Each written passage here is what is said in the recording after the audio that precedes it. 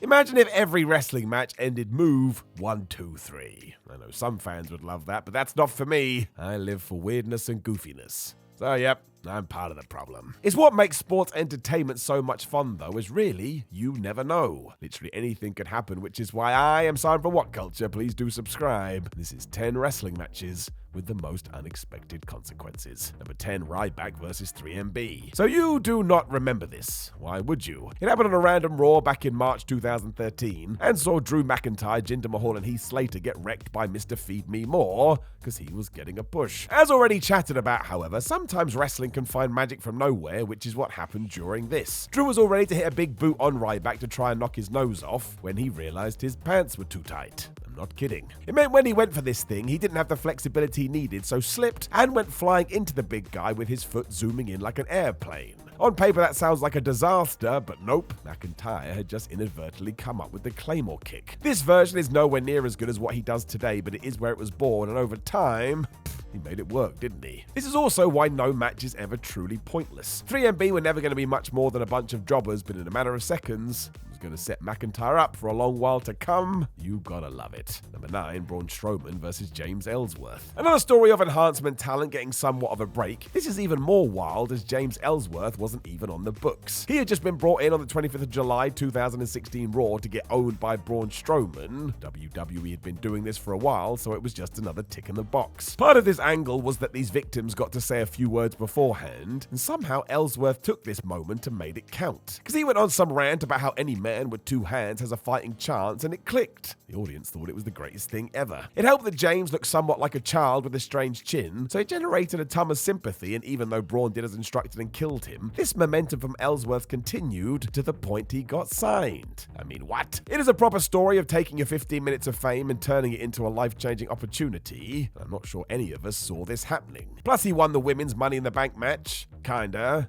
Wasn't so good. In fact, it was really bad. Oh well. Number 8, Bret Hart versus Goldberg. Starrcade 1999 will always be the night that Bret Hart technically had his last match. There were a few after this, but the Hitman was struggling so much due to the effects of this contest, he was never the same again. Hart still talks about this today. This we know. That was the unexpected consequence, though, as this was not Bret's plan at all. WCW may have been booking him and everybody else like an idiot, but there was a lot of Mars left in the tank and a WW return wasn't totally off the table. But then we got this. For those that don't know, a wild kick by Bill smacked Hart right in the head, and it connected so badly it concussed Bret something fierce. He was never able to get over it or re-find his feet, and the aftermath has been quite the sad story, one of the best ever taken out way too soon. It would be nice if these guys could make up, as Goldberg is quite clearly remorseful about the whole thing, but I wouldn't bet on it. I do kind of get it too. So many of Hart's peers have made a fortune in the later years and got to stay in the spotlight. He never got that chance. Number 7, The Rock versus Hulk Hogan. WrestleMania 18 will always be the story of one match. Seeing The Rock and Hogan square off felt like some kind of fever dream, especially as the fans were crazy from start to finish.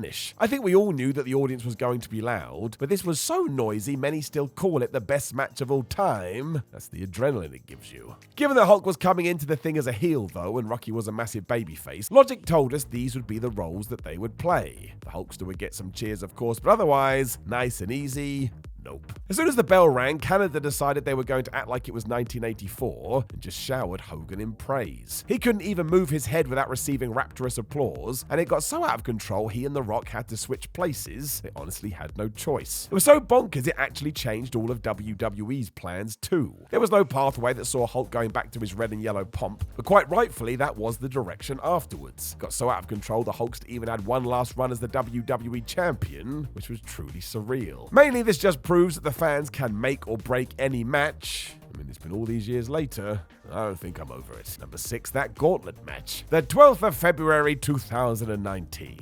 WWE booked a gauntlet match for SmackDown, and as far as we know, it was just done for the sake of doing it. It was an idea to give the win to Mustafa Ali to see if we could push him to the moon when he got injured. Ruh-roh. This made sense as Ali had recently beaten WWE Champion Daniel Bryan in a non-title match, so why not try someone new? Sadly, he was hurt and changes had to be made, which is when in came Kofi Kingston. Always a fan favourite and an underrated gem, I can only remember the fans remembered that during this night, as from nowhere, he was the most over guy in the company. A huge reason for this was his star-making performance as he got win after win, beating the likes of Jeff Hardy and Samoa Joe before falling to AJ Styles. Didn't matter by this point though, we'd made up our mind. It gathered so much steam, there was no choice but to kickstart Kofi Mania, which ended with Kingston beating Bryan for the WWE title, and honestly, it was one of the best moments ever. The less said about his reign, the better, as we did not do right by the man, but still, nobody can take this memory away. And boy, howdy did Kofi earn it. I hope one day we get to do a round 2, and this time, get it right. Number 5, Charlotte Flair versus Becky Lynch versus Carmella. SummerSlam 2018 will always be remembered for a huge shift in power when it came to the women's division. The SmackDown women's title was on the line, and originally, it was meant to be Carmella versus Becky Lynch, but as was the way during this time, Charlotte would always find a way to sneak into proceedings. This happened when the Queen pinned Carmella in a non-title match to make her claim, and it did tie directly into the story. Lynch was so sick of it, especially when Flair pinned Bex to become the champion. In fact, it pissed Lynch off so much she snapped and sort of turned heel, or at least that's what WWE was hoping for. Instead, the fans understood her frustration so much and just loved Becky anyway, that they refused to accept this, cheered her like a returning hero as she beat up Charlotte, and from there we just moved it into the stratosphere. It all soon led to the man character, which was a genuine game changer for the company, and there's a reason Lynch was able to secure a far bigger contract when it was time to renew. She used all of this to become a bona fide draw, even though that was never meant to happen in the first place. Number 4, Sheamus versus Daniel Bryan. Never forget that when Sheamus tonked Daniel Bryan in 18 seconds at WrestleMania 28, the idea was to turn the Irishman into a super duper star. Yep, everyone and their dog thought the fans would love seeing Sheamus kick Bryan in the head and take his world heavyweight title that quickly, especially as this was the first match at the show of shows. We would start with a bang and nothing could go wrong. Incorrect. Somehow the powers that be had totally missed the swell of support Daniel had been getting over the prior months, so when this contingent felt like he'd been wronged, they got mad. Deciding this was more evidence they weren't being listened to, the yes movement began when no matter what Bryan did, people were going to cheer him, and boy did they stick to that. Within months he had become the most over guy in the company, to the point when we got to WrestleMania 30, there was no choice but to put him in the main event. That's quite the shift in 2 years, and it was one of the best wrestling sagas of the 21st century. And how did it start? With a genuine misstep, so you never know. Number 3, the Bella Twins versus Paige and Emma. So this match happened on the 23rd of February 2015 Raw, and there's really not much to tell at all. It's very par for the course for WWE at the time, as in 30 seconds they all yell at each other, Emma gets distracted, meaning Brie hits the Bella Buster and wins. I don't think Paige and Nikki even get in the match properly. It's the sheer lack of length why this is here, however, as this was the only female action on a show that boasts a 180-minute running time. All of a sudden fans realized this was ridiculous, so decided to head to social media and make some noise about it, because what the flub were we doing? It led to the phrase and trending topic of give divas a chance, and it was so loud, the company had no choice but to acknowledge it. But by the end of the year, the women's revolution, as it would be known, was in full effect, leading to what we have today. So without this match, we may never get this shift, and that would be stupid, because I know it sounds crazy, but women can wrestle too.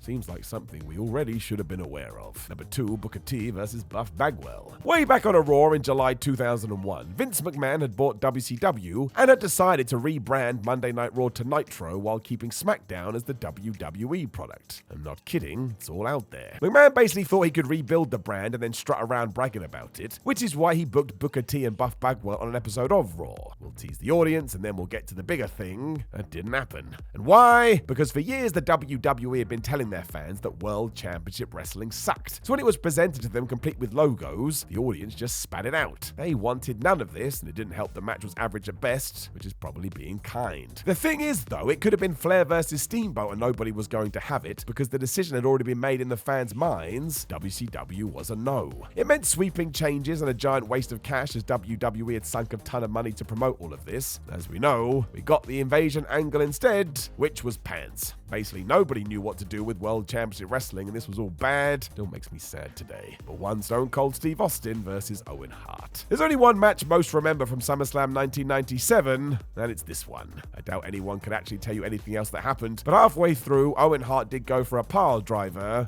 dropped Austin right on his head, breaking his neck in the process, and it was terrifying. The rattlesnake was left temporarily paralyzed, which is just scary, and it would be an incident that ultimately would cut Stone Stone Cold's career short, even when he was on top of the world. He did take some time off after this, but was back far quicker than you'd imagine, and after countless surgeries and other treatments, he got to 2003 and just couldn't keep going. His neck couldn't take it anymore. This is what makes the legend of Austin even more amazing, because if we argue the gimmick truly took off in 1998, just 5 years later he was done and rode off into the sunset. It also means you can wonder what else he would be able to do without this moment, and whether he would have been able to continue for far longer. Now, we will never know, but man, I tell ya, that is one hell of a situation. Know of any other matches with the most unexpected consequences? Please do let us know in the comments below, and don't forget to like the video, share the video, and subscribe. Then head over to whatculture.com where you can read yourself some articles. Please come and follow us on social media at WhatCulture WWE and Simon316. And we do have some other videos, some of which where I talk and I don't sound like the illest man on the planet. My name is Simon for What Culture. Thank you as always for being here with me. I love you,